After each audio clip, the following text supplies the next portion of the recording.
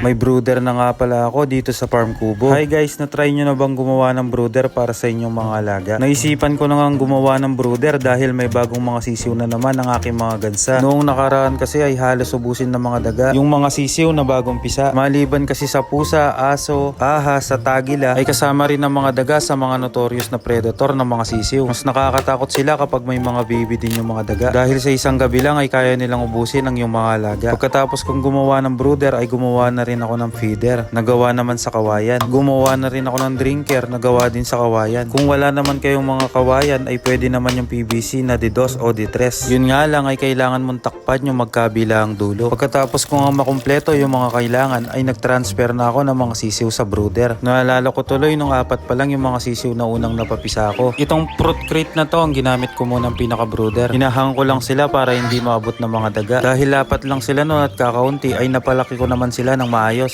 Kaya lang ngayon ay marami yung bagong pisang mga sisiw. At kailangan ko na rin talaga ng brooder dahil parating na yung tagulan at malamig na yung panahon. Maraming salamat nga po pala kay Sir Robert Cesar Cervantes Sartorio.